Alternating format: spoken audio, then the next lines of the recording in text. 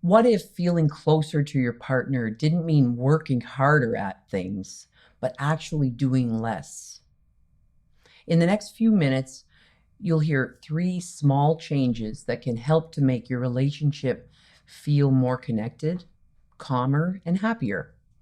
I've worked with people in all kinds of relationship struggles, and these simple shifts have helped them find their way back to that peaceful, happy state of mind that we all want. And the bonus is, it doesn't involve another long conversation about all your problems and what's wrong with this relationship. The first one is the hardest to believe because it starts really by doing nothing at all. So if you've been feeling like everyone else seems to have this super happy relationship and some kind of secret that you're not in on, this might just show you where your happiness has been hiding the whole time. Sometimes the more we try to get what we want, answers to our problems, peace of mind, feelings of closeness to the person that we love, it just seems like the messier things get. But the paradox is this: when we stop pushing so hard, amazing things can happen. Let me tell you a story about a boy named Max and what he learned when he finally settled down and got quiet. One bright afternoon, Max was running around the park when something shiny caught his eye. At the bottom of the fountain was a coin. Not just any coin, a shiny, magical looking, super important coin. "Wow," said Max, "that must be a treasure." He leaned in, too far, splash. No coin.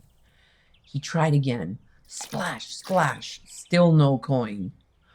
So he carefully climbed to the edge of the fountain with a stick and poked and splashed until the water turned all muddy, it was bubbly and murky, and the shiny coin disappeared. Max groaned, dropped the stick, and plopped down on the edge of the fountain. He didn't splash. He didn't poke. He didn't even move. He just sat there. Slowly, the water stopped swirling. The bubbles disappeared. The mud sank to the bottom. Then, poof! There was the coin again. But not just one, 10, 20, a whole mountain of coins appeared right at his feet. "What?" said Max. "They were there the whole time?" He smiled and whispered to himself, "Next time I'll try sitting still first." Because sometimes when you stop poking and stop swirling and stop making a mess, the treasure finds you. When we believe someone can disturb our calm, we start tying our peace to their moods and their actions. We feel steady when they're kind or agreeable, and we feel unsettled when they're mean or not so agreeable. But our calm isn't created by them. It's created by the thinking we have about them in the moment. And that's why it can change so quickly, even if nothing on the outside has. The more we see that our feelings come from within us, the less we live at the mercy of other people's behavior. And the more we realize our calm is always there, ready to show up the moment our thinking settles.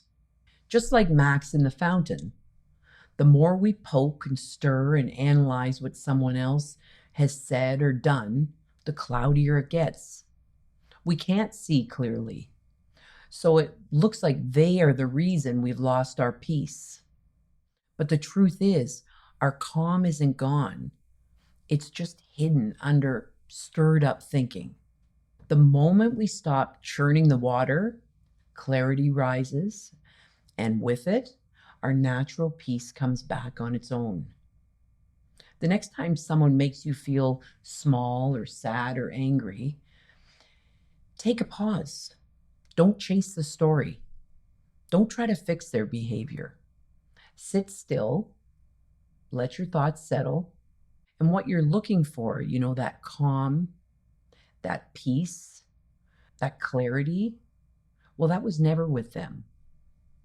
It's been within you the whole time. And it's waiting to rise when your thinking settles, your mind settles. It's there. Stop giving your power to people who make you feel bad. The moment we stop seeing other people as the cause of our feelings, we begin to notice a freedom we didn't know we had. But there's another sneaky distraction: comparison. It quietly shifts our attention away from our own truth and into someone else's life. And we forget that our path was never meant to look like theirs. If you've ever looked at someone else's relationship and felt like yours was lacking or broken or not good enough, you're not alone. But I want to help you see that comparison isn't truth. It's just thought. And once you see it for what it is, it loses its grip. It's like watching Max at the fountain. Imagine if he had seen someone else easily pull out a coin and thought, "Oh, I must be doing this wrong."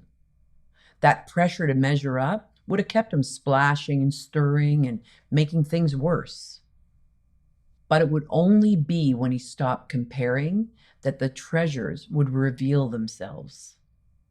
Next time you're scrolling through social media and you notice yourself comparing, thinking, and you're thinking, what do they have that I don't? Or I wish my partner would take me there. Or why don't we ever go on trips or do anything fun? Ask yourself, what if this isn't the truth? Just a thought passing through. Let it go. Come back to your own life, your own peace, your own relationship, everything you have to be grateful for, because that's where the treasure really is. Beneath the noise of comparison, quietly waiting to be seen. Don't compare your relationship to others. When we stop holding ourselves up against other people's lives, we get a clearer look at our own. And more often than not, we see that it's already rich in ways we've been overlooking. And it's not that the good wasn't there before. It's just hard to notice when our minds are full of insecure thinking. And that's what comparing is. But as that thinking settles, what matters most has a way of coming into focus all on its own. When we get caught up in looking outward, measuring ourselves against what other people do or what other people have, it's easy to miss what's right here in our own lives. We start thinking we're missing out on something, when in reality, nothing's missing at all. All that thinking and all that noise from that comparison thinking, it makes it hard to see. But when it quiets down, what we already have comes into view. All that we have to be grateful for comes into view. Think of Max in the fountain again. If he'd asked 10 people how to get the coin, he'd have heard 10 different ideas. More splashing, more mud, no treasure. But when he stopped, the water settled. And there it was. No advice from other people, no effort, just stillness. And what he was looking for appeared all on its own.